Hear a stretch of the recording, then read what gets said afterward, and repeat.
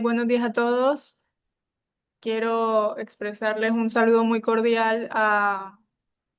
el señor presidente del Consejo Económico y Social de República Dominicana,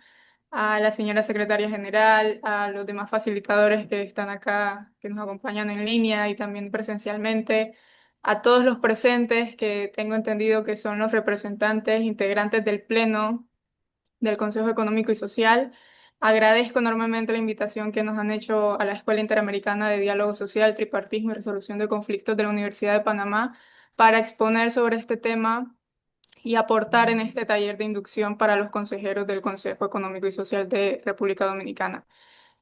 Tal como han expresado los facilitadores y el señor presidente, el objetivo de mi intervención va a ser explicar un poco la historia y la evolución que han tenido los espacios de diálogo social y los consejos económicos y sociales como una expresión del diálogo social a nivel mundial y también enfocando un poco la experiencia latinoamericana. Entonces, si me permiten, voy a compartir pantalla para una pequeña presentación que hice de PowerPoint y empezaríamos con la exposición.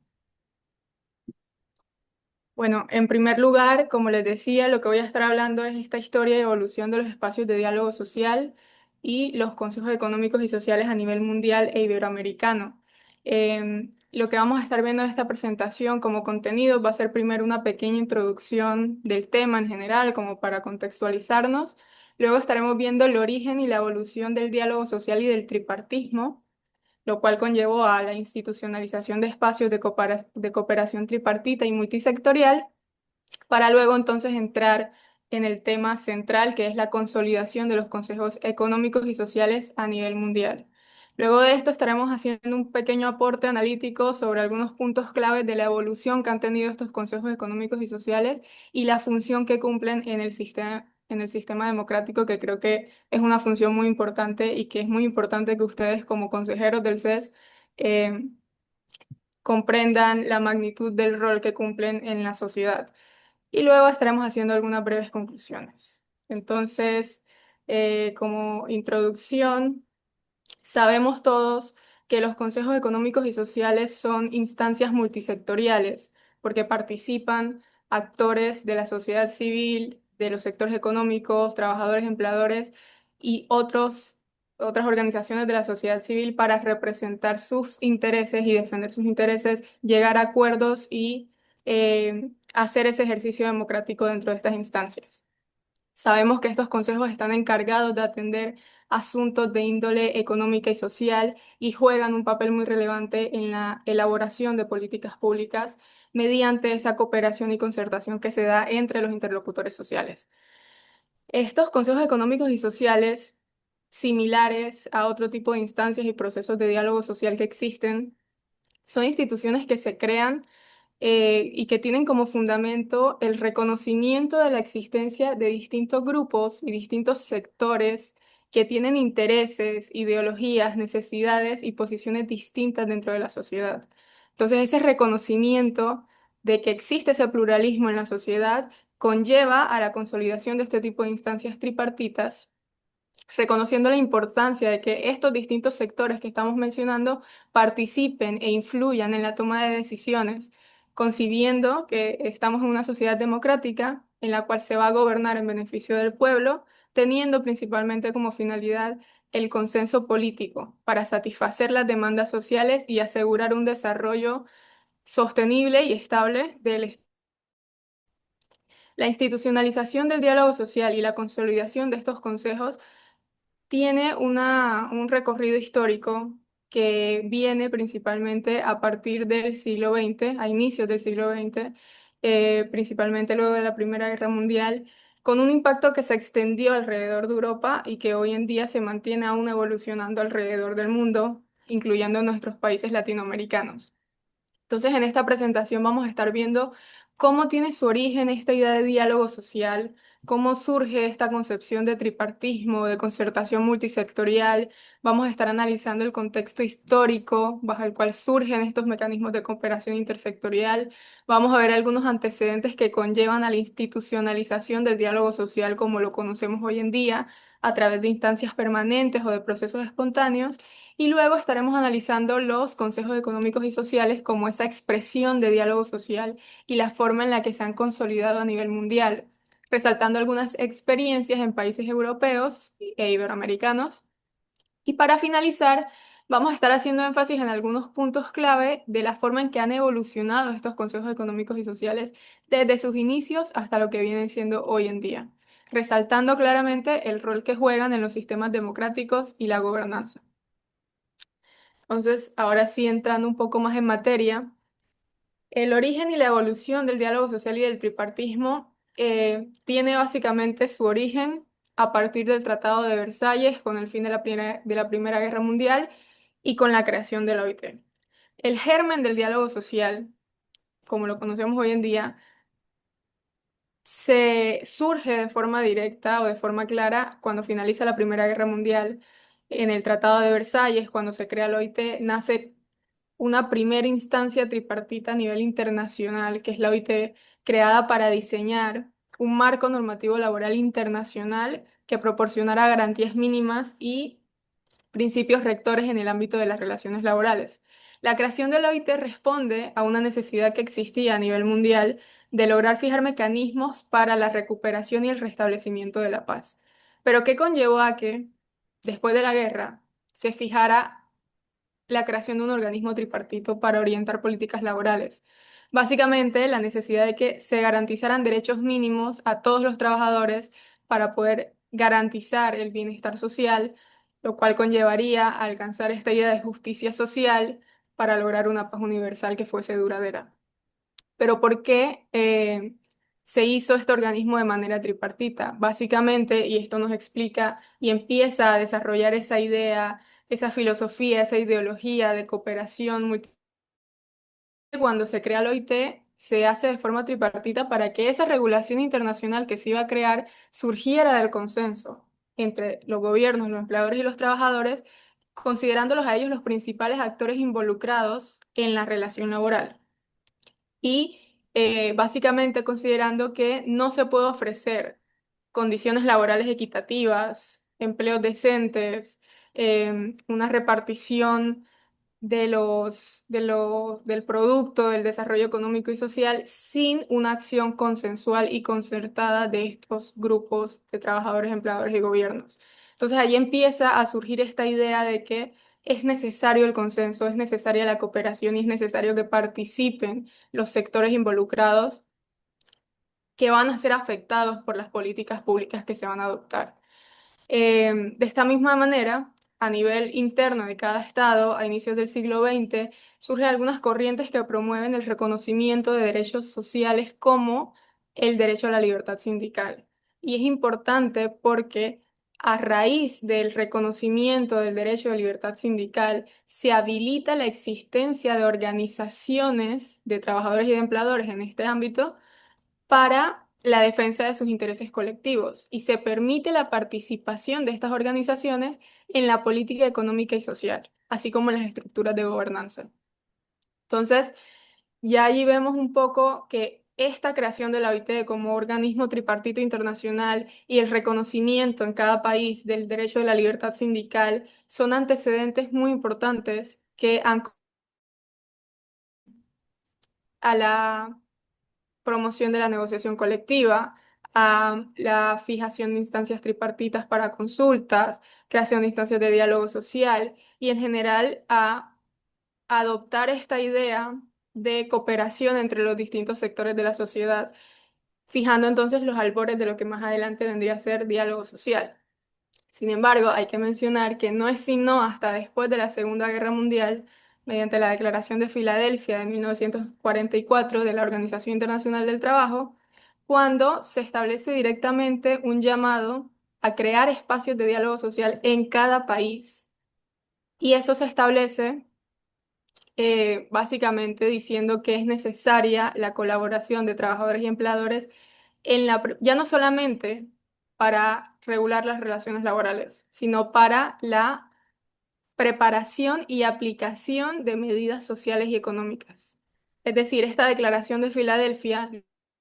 como un instrumento para la toma de decisiones de carácter democrático y la formulación de políticas públicas, ampliando esta idea primigenia de tripartismo y ya desarrollando el diálogo social de una forma más amplia, que es como la conocemos hoy en día. Pasamos entonces a cómo se van institucionalizando estos espacios de diálogo social luego de estos elementos que hemos visto que fueron sucediendo a lo largo de distintos años. Una vez el diálogo social adquiere este carácter propio, que se consolida como un mecanismo para la adopción democrática de medidas nacionales o internacionales de carácter económico y social, mediante la participación de los grupos sociales, los interlocutores sociales, se empiezan a registrar algunos procesos de diálogo en la región latinoamericana, por ejemplo, de los cuales surgen pactos sociales y nacionales que atienden asuntos principalmente políticos o laborales. Vemos, por ejemplo, diálogos, eh, muchos diálogos políticos o diálogos para regular relaciones laborales en distintos países de la región. Vemos, por ejemplo, el Pacto Obrero Industrial de México en 1945, el Diálogo Social de Jarabacoa de República Dominicana en 1985. Vemos, por ejemplo, aquí en Panamá los diálogos de Bambito, que son unos encuentros que se establecen para crear la unidad y el desarrollo humano en Panamá entre 1993 y 1944. Entonces empezamos a ver una serie de procesos de cooperación y concertación que se fueron desarrollando a lo largo del siglo pasado, eh, de forma institucional o informal, bipartitos, tripartitos o multisectoriales, y estos procesos van creando una tradición de colaboración y consenso para atender asuntos que involucran los intereses de cada sector, lo cual evoluciona y deriva en la institucionalización del diálogo social. ¿Qué es la institucionalización del diálogo social? Bueno, ya empiezan a crearse instancias permanentes de diálogo social, estructuras constituidas que son integradas por los interlocutores sociales, ya sea de forma bipartita, tripartita o multisectorial. Y a estas instancias se les van atribuyendo distintas funciones específicas. Bueno, como mencionábamos, empiezan a crearse espacios de cooperación tripartita o multisectorial, básicamente instancias de diálogo social, y vemos que se crean este tipo de instancias para que emitan resultados de calidad preceptiva, orientadora o planificadora, todo en el marco de las políticas públicas que tienen que ver con los temas que atañen a los distintos sectores de la sociedad. Entre este tipo de instancias permanentes de diálogo social, vemos que se crean algunas que están encargadas de tratar asuntos económicos y sociales, que son los consejos económicos y sociales claramente. Luego también se crean otro tipo de instancias para tratar asuntos laborales, que vemos, por ejemplo, consejos de trabajo en distintos países, otros para la fijación del salario mínimo, otros para atender la seguridad y salud ocupacional, otros para la resolución de conflictos, que son experiencias muy específicas que se han ido desarrollando en distintos países de la región y que vienen son muy orientados por la OIT, este tipo de espacios, para atender conflictos principalmente relacionados con el derecho de la libertad sindical. Pero bueno, eso es otro tema que podría ser otra presentación. En general, entonces, se van creando y se van estableciendo este tipo de instancias a lo largo de distintos países. Eh, Incluso existen algunas estadísticas que establecen que de 162 de los 187 Estados miembros de la OIT, cuentan con una instancia nacional de diálogo social. O sea, de los 187 estados de la OIT, 162 tienen por lo menos una instancia de diálogo social. Entonces vemos cómo se ha ido fortaleciendo esta experiencia de diálogo a nivel mundial, a tal grado que ha sido institucionalizado, se han consolidado este tipo de instancias. Ahora sí, cómo de todo este devenir histórico que hemos estado hablando surge la consolidación de los consejos económicos y sociales, principalmente a raíz de la Segunda Guerra Mundial, aunque con algunos antecedentes que derivan de la Primera Guerra Mundial. se van consolidando estos consejos económicos. Los consejos surgen a raíz de este entendimiento que venimos hablando de que la cooperación es un mecanismo necesario y casi que fundamental, y más en un momento de crisis tras la guerra, para atender necesidades nacionales e internacionales relacionadas con la economía, el empleo, la seguridad social, las condiciones de vida y para asegurar la estabilidad del colectivo y superar las consecuencias de la guerra. Entonces, allí es cuando empiezan a surgir este tipo de estructuras en Europa. Vemos que se crean específicamente para atender el desempleo y la recesión económica que venía después de la guerra. En países como Italia, por ejemplo, vemos que se crean un Consejo Económico y Social en 1948, en Holanda en 1950, Luxemburgo en 1966, Francia en 1946 y luego se consolida o se restablece en 1958, Irlanda en 1973, Grecia en 1978. Portugal en 1989 y ya más cercano a nuestras fechas, España en 1991 y Bulgaria en 2001. Digo que existen algunos antecedentes de la Primera Guerra Mundial, porque antes de esta consolidación de los consejos económicos y sociales como tal, existen en Europa algunas experiencias que se pueden asimilar o que se pueden considerar antecedentes directos de la creación de estas instancias. Pero como tal, los consejos económicos y sociales surgen realmente con esta fuerza y con esta estructura y con esta concepción a partir de la Segunda Guerra Mundial. Y luego vemos que en los países de América Latina y el Caribe, esta experiencia se replica y se adopta y empiezan entonces a crearse instancias también de este tipo de consejos económicos y sociales en nuestros países. En algunos países estas instancias tienen mayor antigüedad, como son por ejemplo Curazao y Aruba, que se crearon los consejos económicos y sociales en 1966 y 1987 respectivamente, pero esto es respondiendo claramente al contexto histórico y político que tienen estos países en específico. En Honduras, por ejemplo, vemos entonces que el Consejo Económico y Social se crea en 2001, en México se crea en 2001 igualmente, en Brasil en 2003, en Uruguay en el 2005, República Dominicana en el 2005 igualmente, que es una experiencia bastante interesante la de República Dominicana, porque entonces este Consejo Económico adquiere carácter constitucional en el 2010, el cual se mantiene con la reforma constitucional del 2015. Entonces vemos ya allí algunas características muy específicas de que donde se le da esa importancia a estos consejos y a este tipo de instancias a nivel de colocarlo en la constitución de países como República Dominicana, es una experiencia que resalta en la región. Luego también en Panamá tenemos no un Consejo Económico y Social, pero sí una instancia similar que se crea en el 2006 y a día de hoy todavía se mantiene existente. El Consejo Económico y Social de El Salvador igualmente se crea en el 2009, el de Guatemala en el 2012, Costa Rica en 2020 y de más reciente creación el de Argentina en el 2021. Entonces vamos viendo cómo se van consolidando en la región, replicando un poco esa experiencia europea y adaptándola al contexto social y político de cada país. Se van creando entonces este tipo de instancias en América Latina. ¿Cuáles serían algunos puntos clave que podemos resaltar de la evolución que han tenido los consejos económicos y sociales y la función que cumplen en el sistema democrático? Básicamente, el diálogo social que vemos en los consejos económicos y sociales, a diferencia de otro tipo de instancias de diálogo social, supone un ejercicio más amplio de la concertación y de la cooperación. Eh, el diálogo social que se lleva a cabo en los CES tiene una dimensión que trasciende el ámbito laboral y da cabida a la representación de diferentes sectores sociales en la gestión de asuntos económicos y sociales, que pueden abordar una variedad de temas que van desde el empleo hasta la seguridad social, la economía, el desarrollo,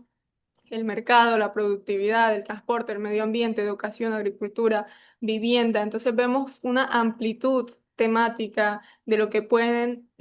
abordar este tipo de consejos y además de esa amplitud temática, se caracterizan por tener un carácter multisectorial. donde la representación de los sectores sociales no se limita únicamente al sector trabajador y empleador, sino que incluye a otros grupos de la sociedad civil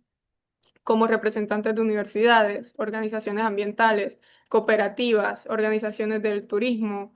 organizaciones que representan al sector financiero y de seguros. Muchas veces también tienen representación política, representantes de personas con discapacidad, representantes de minorías. Y es muy importante porque, más allá de las relaciones laborales, el rol participativo de las organizaciones, así como otros sectores de todos los sectores de la sociedad, es necesario para orientar e influir en la política económica y social en un nivel mucho más amplio. Y eso es lo que vemos reflejado en los consejos económicos y sociales. La función que se le asigna a este tipo de consejos es mayoritariamente consultiva, lo cual algunas personas ven como que quizás le quita algo de fuerza, pero realmente no es así. Con esa función consultiva juegan un papel muy importante en el diseño de las políticas públicas al emitir opiniones que derivan eh,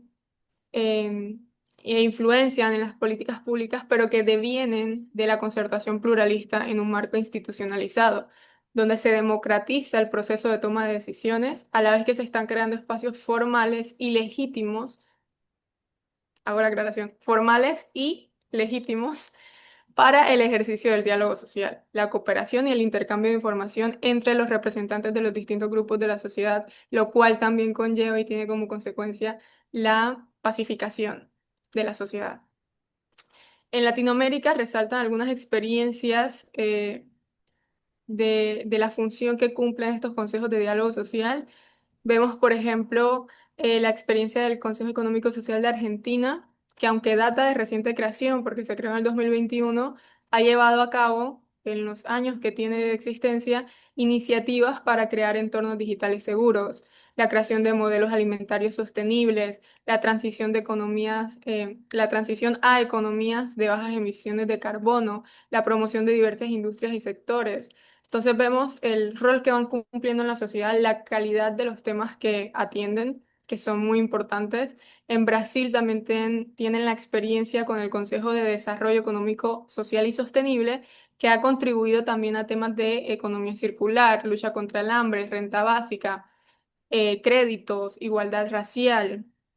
Igualmente vemos la experiencia del Consejo Económico y Social de Curazao, que ha liderado también debates sobre la inclusión de jóvenes al mercado laboral, la recuperación económica post-pandemia, estrategias para enfrentar los desafíos del cambio climático. Entonces vemos cómo estos consejos económicos se han consolidado como una instancia de diálogo social en la cual participan pluralidad de actores sociales representando los intereses de la sociedad civil en búsqueda de cooperación y consenso para emitir opiniones que influyen en los procesos de toma de decisiones, en los cuales se consideren las posiciones y las necesidades de los distintos sectores, y de igual manera se les ha permitido llevar a cabo iniciativas que responden a los retos y a los desafíos que enfrenta la sociedad hoy en día para introducir estos temas en la agenda pública. Entonces, la labor que cumplen los CES es muy importante y responde a todos estos fenómenos y estos acontecimientos históricos que conllevaron a su creación y a su consolidación como se conoce a día de hoy. Entonces, ya para concluir, simplemente resaltar esa evolución que han tenido los espacios de diálogo social y quizás un poco resaltar la función que tienen, el objetivo por el cual fueron creados, atendiendo a esa necesidad de que haya representación, de que se escuche a los distintos sectores al momento de tomar decisiones a nivel nacional, a nivel estatal, incluso a nivel regional. Es importante que los distintos sectores de la sociedad estén representados, puedan defender sus intereses, puedan exponer su agenda y sean tomados en cuenta al momento de que se fijen las políticas públicas. Sabemos entonces que los consejos económicos y sociales son casi que un mecanismo o un instrumento muy fundamental dentro de los sistemas democráticos para la toma de decisiones. Actualmente, los consejos económicos y sociales enfrentan algunos retos con respecto a que puedan mantener su actividad. Muchas experiencias de las que vemos en la región, estos consejos existen y tienen sus funciones y hacen sus actividades, pero a veces entran en periodos de recesión, lo cual claramente refleja algún tipo de desafío que hay que atender para que estos consejos puedan funcionar activamente, porque el rol que cumplen es muy importante. Eso sería todo por mi exposición. Espero haber cumplido eh, con lo que se esperaba y les agradezco a todos la atención, les agradezco nuevamente la invitación a los organizadores. Muchas gracias.